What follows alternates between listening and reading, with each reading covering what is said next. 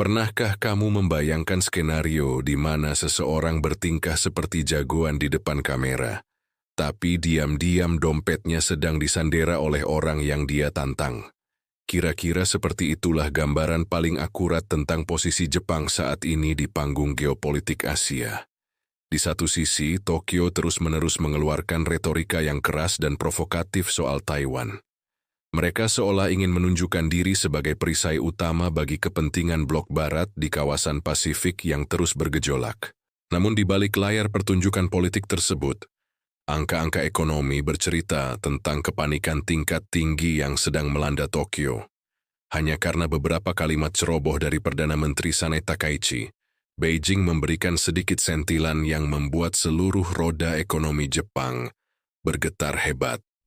Siapa sangka, negara dengan salah satu kekuatan industri terhebat dan paling bersejarah di dunia, kini mendapati nasibnya berada di ujung tanduk. Mereka kini menyadari bahwa urat nadi perekonomian mereka sangat bergantung pada kebaikan hati dan keputusan dari Beijing. Mari kita bongkar bersama mengapa gertakan Tokyo akhir-akhir ini hanyalah sebuah ilusi optik. Kita juga akan melihat bagaimana Cina membuktikan bahwa hegemoni sejati di era modern sama sekali tidak membutuhkan letusan senjata api. Semuanya bermula dari sebuah ambisi politik yang tampaknya sangat salah perhitungan. Belum lama ini, Perdana Menteri Jepang dengan rasa percaya diri melontarkan pernyataan yang secara terang-terangan menyinggung garis merah Cina mengenai kedaulatan Taiwan.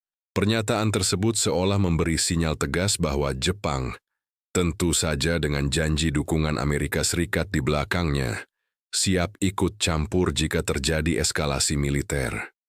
Bagi para elit di Washington, narasi keberanian ini mungkin terdengar seperti alunan musik simfoni yang sangat indah. Namun bagi para pelaku bisnis, konglomerat, dan pengambil kebijakan ekonomi di Tokyo, ini adalah sebuah mimpi buruk di siang bolong. Mereka sangat memahami bahwa membangkitkan amarah raksasa ekonomi di sebelah rumah mereka adalah sebuah tindakan bunuh diri yang sangat konyol. Benar saja, respons yang diberikan oleh Beijing sangat cepat, sangat terukur, dan luar biasa mematikan dampaknya bagi pasar. Cina tidak perlu repot-repot mengerahkan armada kapal induk atau menembakkan rudal balistik ke arah perairan Jepang. Mereka cukup menggunakan senjata modern yang jauh lebih menghancurkan, yaitu pembatasan akses ekonomi dan perdagangan.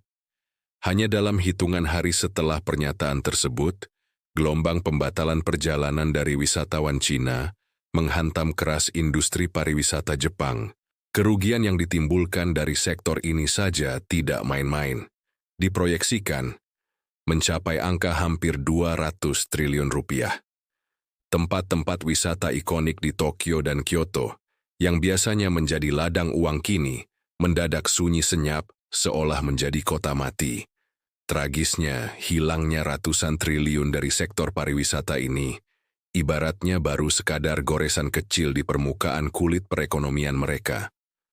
Pukulan telak berikutnya langsung menghujam jantung sektor andalan Jepang lainnya, yaitu ekspor makanan laut bernilai tinggi.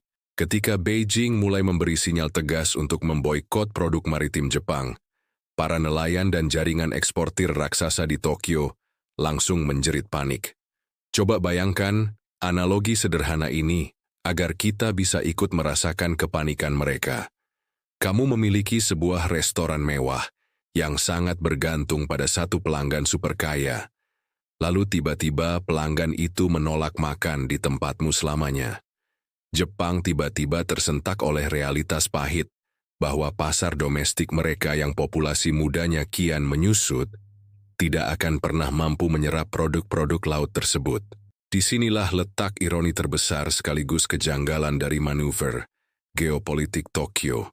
Selama beberapa waktu terakhir, mereka terus mencoba bermain api dalam pusaran isu Taiwan hanya untuk menyenangkan sekutu baratnya yang berada ribuan kilometer jauhnya.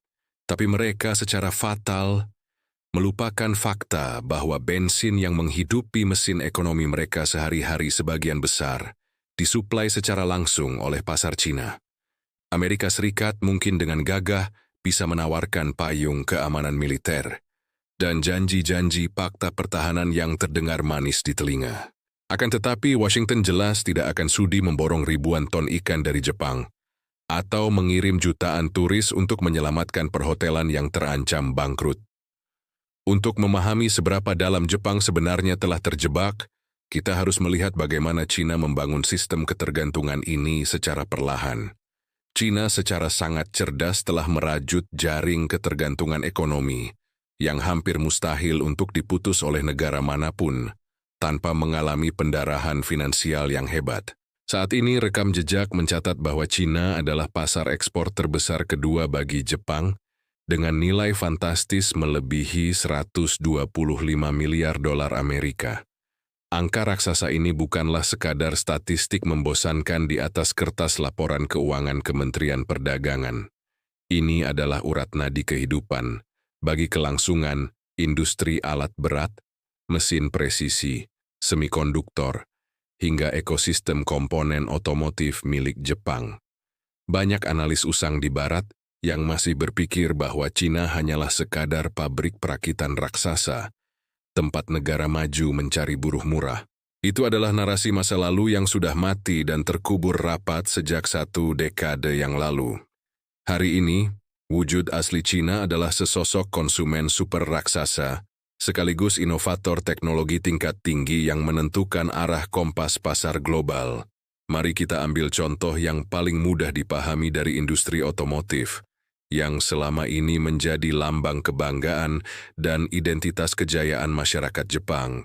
Dulu, merek-merek mobil asal Jepang merajai jalanan di berbagai benua dengan reputasi mesin yang nyaris tak tertandingi oleh siapapun.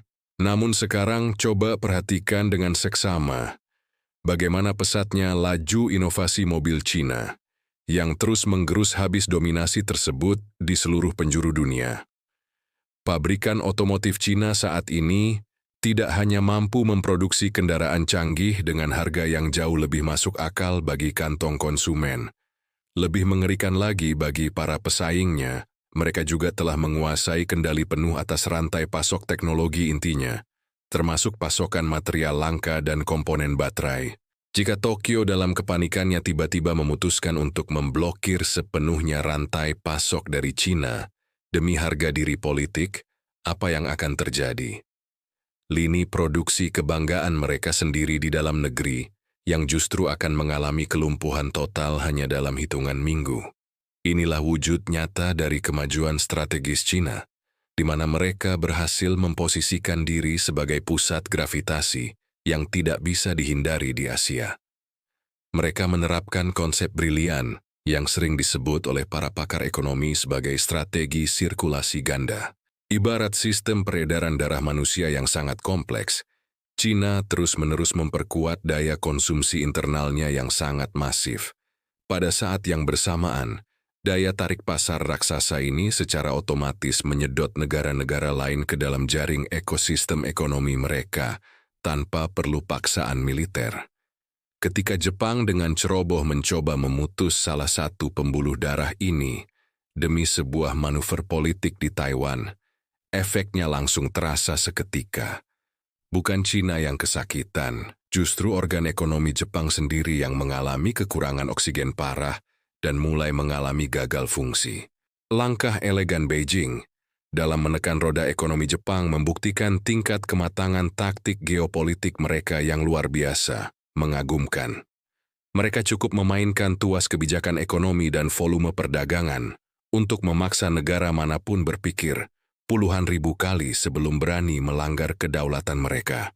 Bagi para pemikir strategis di Cina, menundukkan negara lawan tidak selalu harus dilakukan melalui jalur konfrontasi militer yang merusak peradaban dan menguras habis anggaran negara. Menguasai pangsa pasar mayoritas, mengendalikan arus rantai pasok global, dan menjadi pilar tak tergantikan bagi pertumbuhan negara lain adalah kunci sesungguhnya.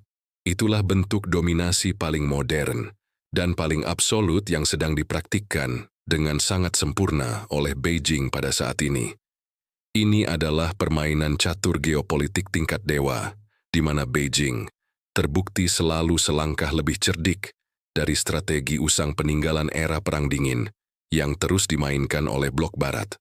Para elit pemerintahan Jepang kini terpaksa menelan pil pahit dan menyadari bahwa manuver provokatif mereka soal Taiwan telah berubah wujud menjadi bumerang.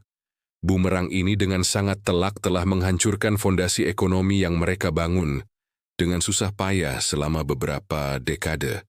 Lantas, apa makna sebenarnya dari semua rentetan peristiwa bersejarah ini bagi masa depan keseimbangan kekuatan dunia secara keseluruhan?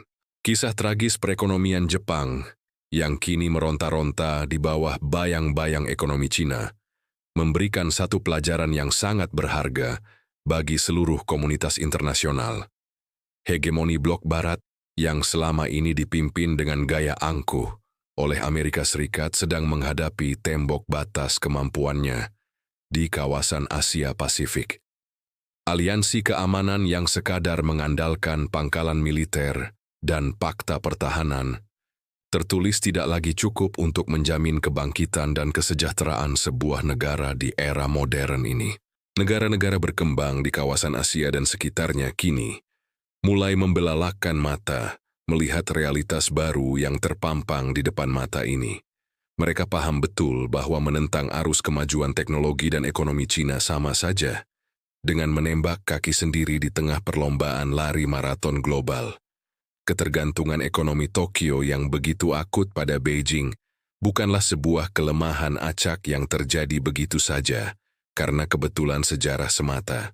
Ini adalah buah dari hasil manis transformasi luar biasa yang dilakukan China secara sangat konsisten selama beberapa dekade terakhir. Mereka berhasil mengubah diri dari sekadar negara berkembang biasa menjadi sesosok raksasa progresif yang kini mampu mendikte ritme detak jantung ekonomi global. Kemajuan pesat yang dicapai China dalam membangun kemandirian teknologi serta ketahanan ekonomi memberi mereka kebebasan absolut untuk terus melangkah maju merajai dunia. Kebebasan mutlak inilah yang digunakan untuk mempertahankan kedaulatannya tanpa sedikit pun ruang kompromi dari intervensi pihak luar. Mereka tidak lagi bisa ditekan, didikte, atau diintimidasi dengan retorika murahan dari negara manapun yang mencoba sok berkuasa mencampuri urusan internal di kawasan mereka. Pemerintah Jepang kini berdiri gemetar di sebuah persimpangan jalan sejarah yang akan sangat menentukan kelangsungan hidup dan masa depan generasi penerus mereka kelak. Apakah mereka akan terus memaksakan diri menjadi pion yang mudah dikorbankan demi kepentingan Barat di Asia dan membiarkan roda ekonominya hancur secara perlahan? Atau mungkinkah mereka akhirnya akan mulai menundukkan kepala dan menerima kenyataan baru yang sama sekali tidak bisa dihindari ini? Kenyataan bahwa menjaga harmoni dan menjalin kerja sama yang erat dengan China sebagai pusat kekuatan sejati di Asia adalah satu-satunya cara rasional bagi Tokyo untuk bertahan hidup. Satu hal yang sudah sangat pasti dan tidak bisa terbantahkan lagi, kebangkitan ekonomi dan teknologi Cina telah sukses menulis ulang aturan main perpolitikan dunia secara permanen. Dunia saat ini sedang menjadi saksi mata langsung dari pergeseran poros kekuatan secara nyata, bergerak menjauh dari barat menuju timur. Dalam tatanan dunia yang baru ini, inovasi tanpa henti dan kemandirian ekonomi telah terbukti menjadi senjata terkuat yang efeknya jauh melebihi hulu ledak nuklir manapun. Di era baru yang dinamis ini, status hegemoni global tidak lagi ditentukan oleh siapa yang memiliki armada angkatan laut paling berisik yang bebas mondar-mandir di perairan internasional. Hegemoni sejati berada dengan tenang di tangan mereka yang memegang kunci kehidupan dan kelangsungan roda ekonomi bangsa-bangsa lain di seluruh dunia. Dan dalam papan permainan berskala global yang baru ini, China telah membuktikan dengan sangat elegan bahwa merekalah sang pemegang kunci tersebut.